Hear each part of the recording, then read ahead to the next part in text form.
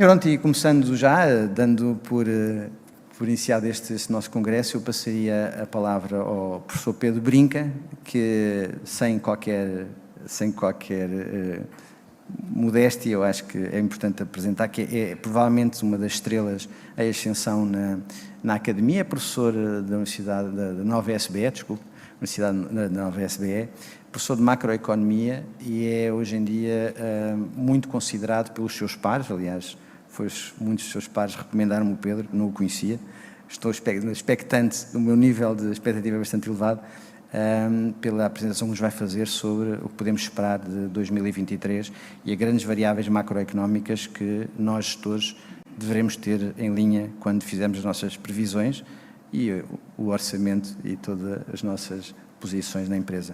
Muito obrigado a todos pela vossa presença. Professor Pedro Brinca.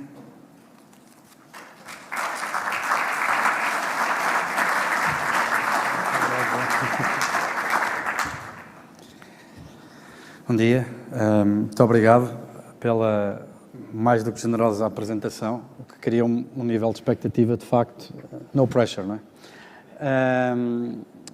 Bem, é uma honra estar aqui nesta sessão. A minha mãe tirou o curso de gestão de empresas, os meus pais eram divorciados, eu ia pequenino com ela para as aulas no ISCTE, porque ela não tinha onde me deixar, e desde essa altura ganhei um carinho especial pela área.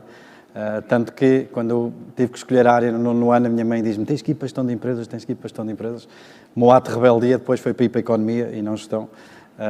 Mas pronto, de uma maneira ou outra, estou aqui hoje com vocês, é um orgulho muito grande e as palavras que foram ditas deixam-me especialmente sensibilizado.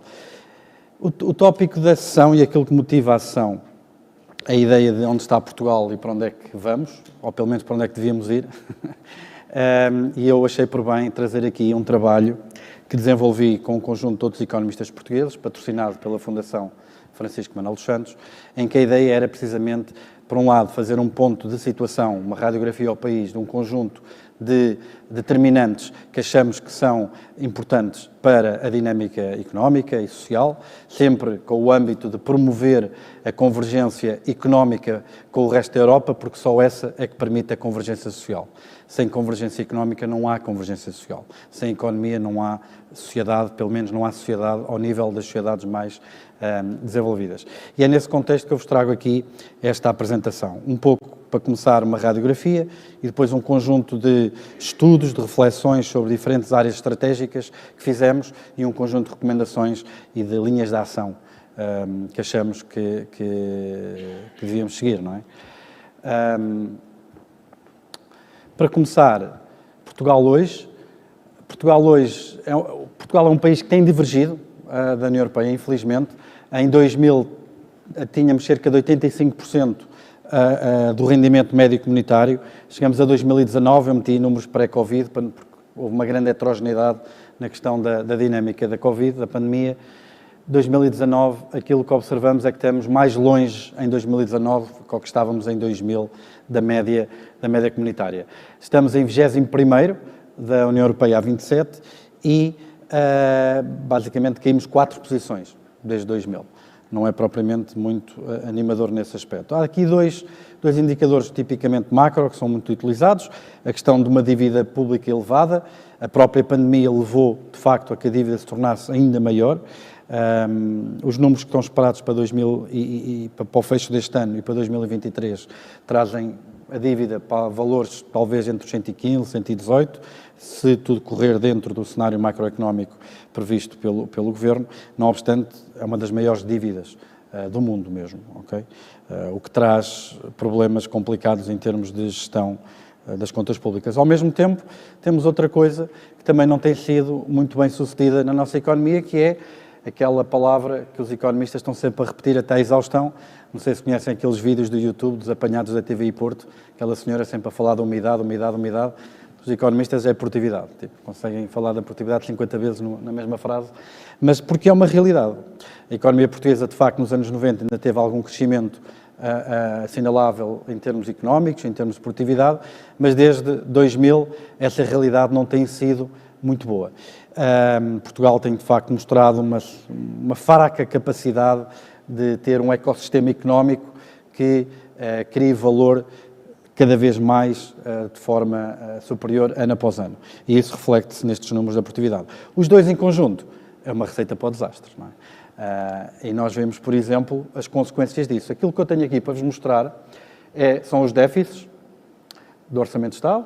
Temos aqui a trajetória da dívida, que acelera brutalmente a partir de 2000, e o que é que teria sido a trajetória da dívida se nós tivéssemos crescido durante a década de 2000, não aos 3% que crescemos durante a década de 90, houve um abrandamento geral, quer em Portugal, quer na Europa, também das taxas de crescimento. Já não digo aos 2,7, aos 2,8 que estávamos a crescer em 2019, mas se tivéssemos crescido a 2,3, quer dizer, menos que o que crescemos em 2019. Bastaria ter crescido durante esta década a 2,3%, ok? Que tínhamos chegado a 2011 com um rácio da dívida sobre o PIB de 60%, 66%. Estão a ver a importância da questão da produtividade e do crescimento económico para a questão da dívida. Isto mesmo gastando os estados todos do euro, as autoestradas todas de Lisboa-Porto, os aumentos da função pública da era do Guterres, tudo isso. Gastando exatamente o mesmo, mas crescendo a 2,3%. Era esta a dívida. Okay? Não havia troika, não havia qual é a parte do não há dinheiro que não percebeu, não havia nada disso. Okay? Para perceberem a importância disto. Temos um problema também de pobreza em Portugal e de pobreza das camadas mais desprotegidas da população. 30% da população em situação de pobreza, apenas 30% da população em situação de pobreza trabalha, o que lhes dá estamos a falar sobretudo de idosos, não é? O que lhes dá uma margem muito limitada de adaptação às circunstâncias e de capacidade de sair dessa armadilha. População em risco de pobreza ou exclusão social com 65 ou mais anos, estamos a falar de 18% na média União Europeia, Portugal está um pouco acima da média. Mesmo em termos de desemprego jovem, em 2020 estamos a falar de 15,7% na União Europeia, 21,2% em Portugal. Também uma dimensão importante que mostra a economia. Em termos de endividamento, empresas e famílias, neste momento, em 2021, estamos a falar de 122% do PIB, e famílias, números estes de 2019, estamos a falar de 76% do PIB. Isto também reflete um pouco o que foi uma das causas para o abrandamento económico em Portugal durante a década de 2000. Todos sabemos que entrou a China para a Organização Mundial de Comércio, o que questionou um pouco o modelo de produção de baixo valor acrescentado e baixo custo que nós tínhamos em termos de competitividade externa. Houve a entrada dos países de leste para o mercado único, que, mais uma vez, economias com níveis de formação muito superiores ao nosso. Eu não sei se vocês sabem, mas nós não somos campeões da Europa só em futebol, não é? Nós somos o país da Europa com a maior percentagem de pessoas em idade de trabalhar que não completaram o secundário. Temos esse problema também. É uma questão geracional, uma democracia jovem, das últimas a passar para a democracia e a fazer disparar os indicadores de formação, mas não obstante, temos esse problema ainda por resolver. E essa terceira razão, falei de duas, não é? A questão da China, a questão da entrada dos países de leste no mercado único, mas também foi a questão de entrada no euro, os custos de endividamento, as taxas de juros baixou brutalmente, entradas enormes de massas monetárias para o país.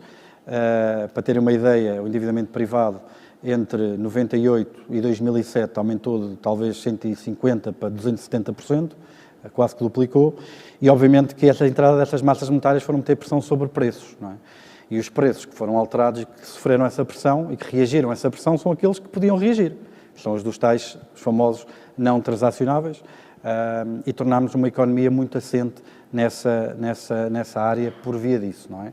A entrada de fluxos de investimento estrangeiro para essa área, apreciação de preços nessa área, aumento da receita nominal nessa área, atração de mais investimento e trabalhadores para essa área, e tornamos numa economia muito assente em pequenos negócios de baixa escala, como eu vou explorar um pouco à frente.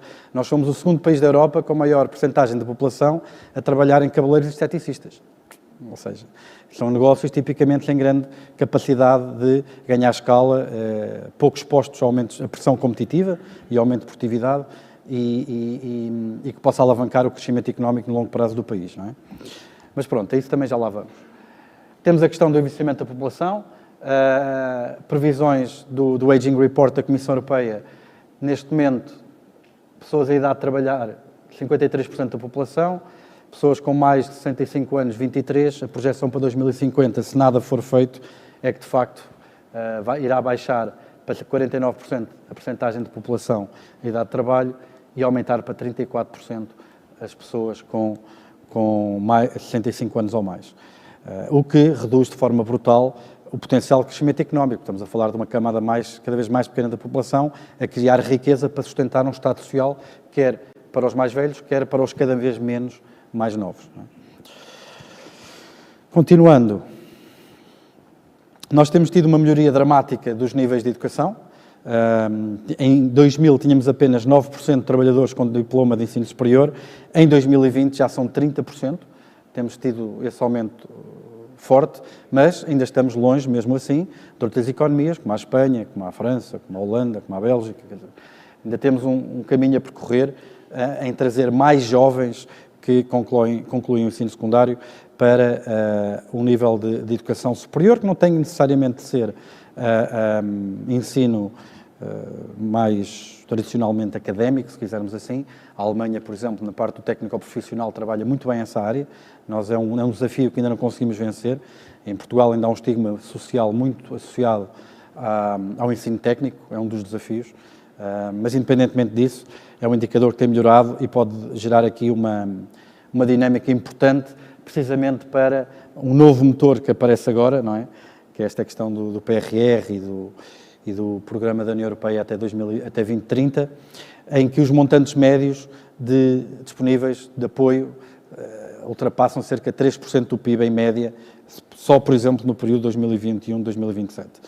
E este pode ser um motor de apoio, esperemos que seja, à economia portuguesa, que deve ser acompanhado de reformas institucionais, precisamente para que se consiga alcançar este objetivo da transformação estrutural da economia portuguesa. Porque aí é que está o desafio, é na transformação estrutural. O português já trabalha mais que o alemão. O problema não está se nós trabalhamos muito ou pouco, nós trabalhamos mais que os alemães, em termos de horas, pelo menos, registadas, per capita, não é? O problema está na forma como se trabalha. Okay? Está na forma como se trabalha e na capacidade que cada trabalhador tem de criar valor. É preciso o tal novo paradigma que nos permita realmente sair de uma situação em que temos fraco crescimento económico, população envelhecida, produtividade sem grande crescimento, dívida pública elevada, pobreza, endividamento, e esperemos que a saída deste novo paradigma possa ser alavancada numa melhoria significativa que temos tido dos níveis de educação e, obviamente, com a esperança que esta nova vaga de fundos europeus possa trazer essa tão desejada ajuda. Este estudo que nós fizemos visa precisamente levar a essa mudança de paradigma, ok? Tentar levar Portugal para uma região de convergência económica que possa sustentar a convergência social. E fizemos isto em 7 áreas de estudo: sistema científico e tecnológico, qualificações de mercado de trabalho, território e infraestruturas, estratégia nacional para o mar, PMEs inovadoras, ambiente económico e investimento direto estrangeiro e cadeias globais de valor. Pensem nisto não como uma alternativa ao PRR, mas como uma espécie de plano estratégico para a economia, produzida por vários académicos portugueses em Portugal e portugueses também no estrangeiro e alguns que convidámos também professores de outros mercados, como dos Estados Unidos, etc. Eu, obviamente, em meia hora não tenho... É impossível estar a cobrir tudo em detalhe, não é? Agruparei estas propostas e estas análises em 3 grupos: tecnologia, talentos e infraestruturas, produtividade e PMEs, investimento direto estrangeiro e cadeias globais de valor. Okay? Primeiro, parte da tecnologia, talento e infraestruturas. Dentro desta área é bom ver que, por mais que, quer dizer, isto não sei se é politicamente correto ou não, mas os diplomados, em termos estatísticos, pelo menos, não trazem todos as mesmas perspectivas de crescimento. Não é? Há áreas em que uma maior incidência de pessoas diplomadas dessas áreas tende a estar associada a um crescimento económico mais forte. São elas a STEM e, curiosamente, gestão. Por isso, e o que nós temos tido é realmente uma oferta de vagas estável nos últimos 10 anos, de vagas de diplomados em Ciência, Tecnologia, Engenharia e Matemática, que nos dá alguma esperança que, de facto, possa promover esta nova mudança de paradigma. Obviamente que o grande problema aqui é a retenção, não é? Retenção de talento. em termos de posicionamento nos rankings internacionais do nosso sistema científico e tecnológico. Universidades portuguesas estão muito mal classificadas, em geral. Às vezes temos alguns nichos de algumas áreas muito específicas e concretas em que, de facto, estamos na fronteira, mas, em geral, áreas científicas de uma forma abrangente, não temos nenhuma área científica, talvez arquitetura, em que Portugal seja uma potência mundial. E é fundamental aumentar o nível dessas universidades. Eu sou universitário português, por isso sou insuspeito, creio, para poder reclamar um pouco nisso. Mas também, lá está, quer dizer, sem ovos não se fazem omeletes, não é? Para terem uma ideia, o financiamento público do Imperial College, apenas, de uma universidade, Imperial College, é igual a todo o financiamento do ensino superior português. É esta a ordem de magnitude que nós estamos a falar. O financiamento por aluno de um sistema de ensino superior em Inglaterra é 16 a 30 vezes maior. Okay? Isto é uma realidade, não é? Em termos de conectividade internacional, Portugal tem uma posição estratégica, aqui ainda por cima agora com a crise energética, essa posição estratégica ainda estará mais bem posicionada para de facto fazer a diferença, mas depois temos, em muitos casos, uma incapacidade grande de poder beneficiar dessa posição estratégica, como por exemplo no desempenho das alfândegas e algumas infraestruturas que nos põe no índice de desempenho logístico do Banco Mundial na cauda, não digo na cauda, mas numa parte não muito favorável desta escala. Em termos de ligação à internet e das Next Generation Access Networks, Portugal foi pioneiro na adoção das redes de próxima geração, mas a taxa de crescimento estagnou desde 2013. Portugal continua abaixo da média da União Europeia. Em termos de banda larga, o preço médio é 13% superior à média comunitária, temos aqui um problema, e banda larga móvel 24% superior. Okay? Se nós pensarmos nos negócios da próxima geração, tudo o que seja alavancado em tecnologias, web, etc., vemos que isto também pode ser um problema para a nossa afirmação. Linhas de ação, não é? Porque isto, diagnosticar o problema é uma coisa, não é? Depois produzir linhas de recomendação. Introduzir competências digitais de programação desde o primeiro ciclo. Eu estou a discutir na Nova introduzi-las no primeiro ciclo da licenciatura. Na China dá-se programação na primária, não é?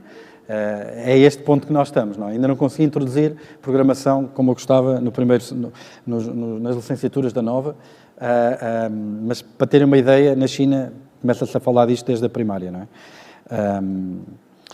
Criar incentivos a aumentos de vagas nas áreas STEM, com o objetivo que o peso destas áreas no total de diplomados cresça.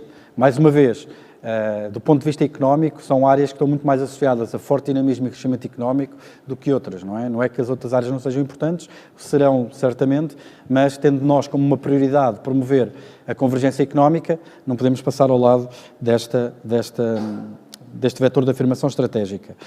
Temos um problema de captar talento, não é? Nós temos um problema demográfico, investimento, mesmo para a questão da sustentabilidade do sistema de segurança social, é importante conseguir trazer pessoas que tragam valor acrescentado para Portugal. São um excelente negócio, nós não pagamos para os educar, se os conseguimos atrair é win-win para todos. Esse excelente negócio, nesse momento, está a ser feito pelos nossos outros parceiros da União Europeia que vêm cá buscá-los, não é? O incentivo à natalidade e a que possamos ter mais filhos, no curto prazo até só torna o problema pior, não é? Porque ainda não temos tecnologia para que eles nasçam com 23 anos com um curso de engenharia eletrotécnica do técnico pronto a gerar receita fiscal, não é? Por isso, essa tecnologia ainda não existe, como tal, resolve o problema no muito longo prazo, mas no curto prazo até o torna pior, por isso é prioritário favorecer a captação, reter o talento e atraí-lo para Portugal. Aumentar a flexibilidade do sistema de ensino superior, ainda é muito rígido, às vezes não acompanha a necessidade das empresas, as empresas precisam de, cada vez mais, que a sua força de trabalho tenha um conjunto de capacidades que se adaptam a um forte dinamismo e uma forte velocidade de mudança do mercado, e aí eu próprio, enquanto académico e parte desse sistema universitário, faço a meia culpa. As universidades não têm tido a capacidade de resposta que as empresas em Portugal o merecem e o exigem, é preciso aumentar essa capacidade. E depois é sempre bom termos indicadores de performance, que é para também nos possamos criar objetivos e trabalhar na direção desses objetivos, porque senão é um conjunto de boas intenções que não se materializam em nenhuma medida de sucesso. ok? Eu pus aqui que estabelecer contratos e um conjunto entre o Ministério da Ciência e universidades com o objetivo de posicionar uma universidade, pelo menos, entre as 100 melhores do mundo. Podia ser duas, podia ser uma entre as primeiras 150, não há nenhuma teoria mágica sobre o número 100, mas baliza, foca, motiva, aglutina, cria talvez um mindset para que possamos produzir algo de útil e não estar só a falar dos problemas sem que tenhamos algum tipo de medida de sucesso para isso. Por exemplo, 5 áreas científicas entre as 75 melhores do mundo no ranking de Xangai. A definição destes objetivos foca-nos, não é? Obriga-nos. E reforçar o orçamento dos centros de investigação. Obviamente que é impossível reter e capturar talento sem os meios para isso, não é? Linhas de ação. Colocar serviços aduaneiros entre os 5 mais eficientes no Índice Internacional de Desempenho Logístico do Banco Mundial. Em resposta à Covid, os Estados Unidos puseram às crises de disrupção das cadeias de abastecimento, os Estados Unidos meteram os serviços de alfandegamento da Califórnia a trabalhar 24 horas por dia, sábados e domingos. Nós não conseguimos fazer isso, não é? Quer dizer, lá está, alargar o período de funcionamento das alfândegas, principalmente nesta altura em que uma boa parte da questão da crise inflacionária vem destas disrupções. Para ter uma ideia, antes da crise pandémica demoravam 41 dias um contentor a chegar da China aos Estados Unidos. Chegou a demorar 81. Neste momento demoram 60. Está a alargar, até no barómetro que foi mostrado há bocado, está-se a tornar uma preocupação decrescente esta questão das disrupções das cadeias de abastecimento, mas continua a existir, quer dizer, e torna o sistema menos resiliente a choques, se tivermos todo este impacto, se quisermos dizer assim. Obviamente também temos que promover esta mobilidade para integrar regiões, ok? Reduzir em 50% os tempos de viagem deste eixo Setúbal, Lisboa, Porto, Braga, Vigo, e já vou dizer porquê esta região em particular, vai ficar mais evidente dentro de pouco. Mesmo dentro das regiões metropolitanas, facilitar a questão do transporte público é uma linha de ação fundamental. Se queremos alavancar uma data de novos negócios que dependem de plataformas web, não podemos andar em zonas do país em que não há banda larga e que não conseguimos aceder às plataformas, que cada vez mais estão online, não estão nos dispositivos, estão na internet. E criar uma unidade, que esta aqui, entretanto, foi criada, o Planap, não é 100% alinhada com a visão que tínhamos para ela, não obstante, pelo menos foi criada uma unidade de planeamento técnico que permita fazer algum tipo de avaliação, monitorização independente de projetos para a função pública. Segundo pilar, produtividade e PMEs. Para terem uma ideia do que é a economia portuguesa, e eu toquei nisto há bocado, Portugal é um país ainda de micro e pequenas empresas, de pequenos negócios sem grande capacidade de escala. Vejam aqui, por exemplo, as microempresas vis-à-vis ao CDE representam cerca de 41%, na OCDE é 30%, as grandes empresas na OCDE são 30% do emprego, peço desculpa. 30% do emprego está em grandes empresas na OCDE, em Portugal apenas 22%, mas vejam que são essas empresas que geram a maioria do valor acrescentado. Okay? São essas empresas que geram a maioria do valor acrescentado, ou seja, temos uma estrutura de economia muito assente em micro, pequenas e médias empresas, sem grande capacidade de ganhar dimensão, principalmente micro e médias. Porque a criação de valor está, sobretudo, em empresas que conseguiram dar o salto e ganhar escala e produzir internacionalmente. Esse é um dos desafios também que temos para fazer. Okay? Está aqui a questão da produtividade, não é?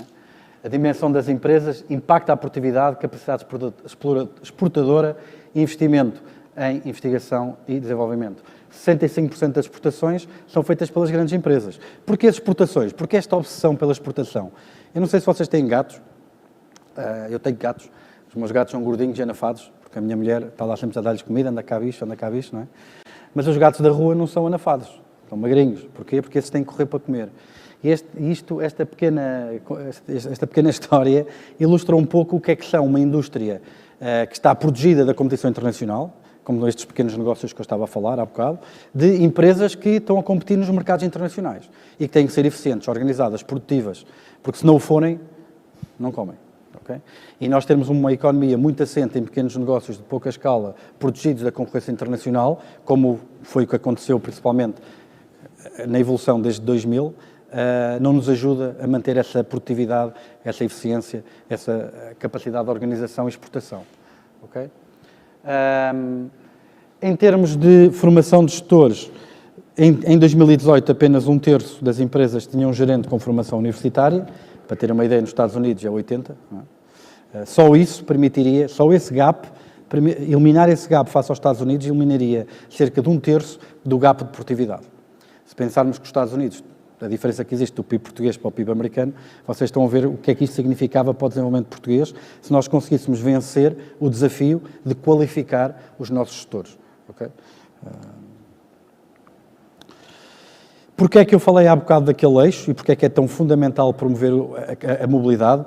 Porque vejam que Portugal tem 25 minutos, mas 90% das unidades de investigação de excelência, 80% das patentes e 23% das exportações estão neste eixo em apenas 5 regiões: Ave, Porto, Aveiro, Coimbra, Leiria e Lisboa. Não é? Ou 6. Daí ser tão importante promover a mobilidade e a facilidade de integração. E o facto de termos estas regiões estrela também justifica a criação, ou cria condições ideais para a criação de clusters de excelência. Não é? Porque depois temos quadros de diferentes áreas que criam sinergias entre si e que podem entre si alavancar a criação de novos produtos, desenvolvimento de novas técnicas e, mais uma vez, criação de maior valor acrescentado. Em termos de eficiência dos mercados, aquilo que sabemos é que realmente as empresas que operam em setores mais concorrenciais e com um mercado de trabalho mais flexível têm maior probabilidade de crescer e ser mais produtivas. Okay? E eu não sei se está aqui alguém dos sindicatos que esteja especialmente preocupado com a questão da flexibilidade do trabalho. Portugal é o terceiro país da OCDE com o maior índice de rigidez dos mercados laborais, mas não ganha nada com isso. Também somos o terceiro país da OCDE com maior percentagem de contrato de trabalho temporário. Ou seja, temos um quadro legislativo completamente desadequado que não serve nem a uns nem a outros e só cria desperdício e ineficiências. Okay? Em termos de barreiras regulatórias, estamos abaixo da OCDE. Em termos de simplificação, preços altos da energia, ou seja, há aqui um conjunto de áreas em que é preciso, de facto, agir para promover a eficiência das empresas. E dos mercados. Linhas de ação, coisas concretas, rever os processos de nomeação para as entidades reguladoras. Há muitas áreas que se percebe que, se calhar, do ponto de vista da concorrência, as coisas não correm da melhor maneira. Não é? Não vou usar aqui exemplos, acho que todos nós conseguimos pensar logo em 2 ou 3 de repente. Não é? Garantir a autonomia destas entidades, porque não basta trocar as pessoas ou ter mais cuidado na seleção das pessoas que estão à frente destes organismos, também é muito importante que eles tenham autonomia para fazer aquilo que devem fazer. Se não o tiverem, se puderem ser maniatados indiretamente pelo poder político relativamente ao controle orçamental das suas organizações, quer dizer, podemos lá meter a melhor pessoa do mundo, ele não vai conseguir fazer nada, não é? E rever mecanismos de prestação de contas. Isto é fundamental, não só nestas entidades reguladoras. Eu leio, por exemplo, do PRR, vão 1.000 milhões para modernização administrativa e finanças. Mas não há um único KPI que me permita dizer qual é o retorno destes 1.000 milhões que vão para lá. Um único. O que é que nós vamos conseguir fazer? Vamos fazer mais trabalho administrativo com menos recursos. Isto vai libertar dinheiro para poder baixar a carga fiscal, por exemplo. Tipo, qual é o objetivo, não é? Quer dizer, vamos meter... A questão de medir performance é fundamental para depois haver prestação de contas e poder, pelo menos, monitorizar o resultado destas iniciativas. IDE e cadeias globais de valor. Porquê é que são importantes? Vejam, por exemplo, o exemplo do setor automóvel. Está completamente descentralizado. Não existe um automóvel fabricado num sítio. E eu estou a falar de automóveis, poder falar do iPhone. Passa a publicidade, não é? O iPhone é feito com peças de 30 países diferentes, assemblado em Taiwan, mas com componentes que foram fabricados em 30 países diferentes. E cada um desses componentes foi provavelmente fabricado em mais não sei quantos países, não é? E se pensarmos, provavelmente o iPhone, em algum momento no tempo, alguma peça teve em algum país do mundo. Elas representam mais de 50% do comércio mundial. E o que é que elas são para Portugal? Elas são grandes plataformas de distribuição de tecnologia para nós. Okay? Nós podemos não ter a dimensão para criar uma BMW ou uma Mercedes ou uma coisa assim, mas conseguimos criar empresas que, se conseguirem entrar nestas cadeias de criação de valor, aquilo que elas vão fazer é ter um mercado a seus pés. nós temos casos de empresas, eu vou-vos mostrar aqui dois casos de sucesso, de empresas que exportam tecnologia para todo o mundo. Porquê? Porque estão dentro do software, por exemplo, dos carros da BMW. Okay?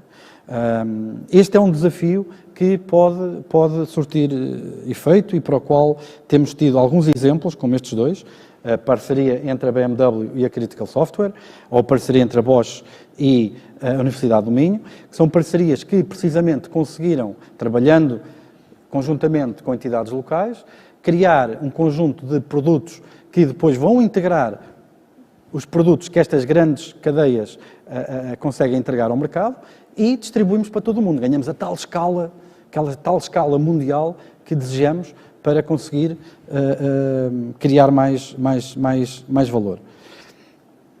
Atração de investimento direto estrangeiro. Portugal está dentro de um grupo de países com maior peso de estoque de investimento direto estrangeiro no PIB. E a área das ciências, tecnologia, engenharia, matemática é uma área fundamental para a captação desse investimento direto estrangeiro. Nesse sentido, tudo o que sejam políticas que possam potenciar estas ações são bem-vindas. Mais uma vez, linhas de ação, coisas concretas. Este caso, por exemplo, da Bosch com a Universidade do Minho, é um caso que existe porque também foi apoiado de forma positiva pelas entidades públicas que estavam ou que poderiam afetar e ter responsabilidades no sucesso da criação dessa parceria. É importante que na orgânica e na governação destas entidades gestoras de fundos europeus estejam pessoas do território, não sejam pessoas só de Lisboa. Eu nasci em Cascais, estou à vontade para dizer isso, que estudei no Liceu de Oeiras, isto não é uma questão de bairrismo, mas importa conhecer a realidade e às vezes em Lisboa estamos um pouco distraídos da realidade do resto do país e é importante que as pessoas destas entidades gestoras sejam representativas do território para de facto perceberem, porque conhecem os seus territórios, conhecem as suas vantagens comparativas e podem dessa forma provavelmente produzir atração de investimento direto estrangeiro que de facto alavanque nessas vantagens comparativas específicas de diferentes partes do território a sua criação de valor. E depois uma que é óbvia, quer dizer, nós em 2000, em termos de carga fiscal sobre as empresas, Portugal tinha uma posição que não era especialmente competitiva, mas não era especialmente gravosa. Desde 2000, aquilo que observámos foi uma desvalorização fiscal da maior parte dos países que Portugal não acompanhou. E se Portugal, no ano 2000, tinha um nível de carga fiscal sobre empresas que era sensivelmente era perto da média, hoje está na cauda, não é? É provavelmente o país menos competitivo do ponto de vista desta fiscalidade. E depois, além disso, o IRC tem uma coisa que, no espírito original da criação da lei e do imposto, não existia, que é a questão da progressividade, não é? Que desincentiva o quê? A criação de escala, que é aquilo que nós precisamos para criar mais valor, porque já vimos onde é que está a criação de valor, não é? Ou seja, também isto seria algo que poderia ser um fator afirmativo de competitividade. A ideia e o desafio é precisamente passar do made in, não é? Da ideia de que nós tínhamos um modelo de exportação em que fazíamos, de uma forma mais instrumental, um conjunto de produtos que eram competitivos nos mercados por baixo valor acrescentado e baixo preço, passarmos deste paradigma, que tem todas estas características indesejáveis, se quisermos assim, para um paradigma em que estamos precisamente no created in, em que aí sim estamos muito mais integrados e alinhados com a estratégia de criação de produtos de elevado valor acrescentado, ou ações, ou participações na cadeia de produção de muito mais valor acrescentado, porque, at the end of the day, essa é a criação de valor acrescentado que vai sustentar salários mais elevados. Se não se cria valor, não se podem pagar salários mais elevados, porque não se podemos distribuir aquilo que não se tem, não é? E este, para mim, é o grande desafio para Portugal. Era este o objetivo deste estudo, produzir um conjunto de linhas de ação, estão aqui muito sumariadas, obviamente se tiverem interesse e quiserem vê-las em mais detalhe, podem vê-los no site da Fundação, mas produzir um conjunto de linhas de ação que fossem acionáveis e que pudessem permitir realmente a que Portugal atinja a tão desejada convergência económica que, de outra forma, é impossível sustentar uma convergência social. Obrigado.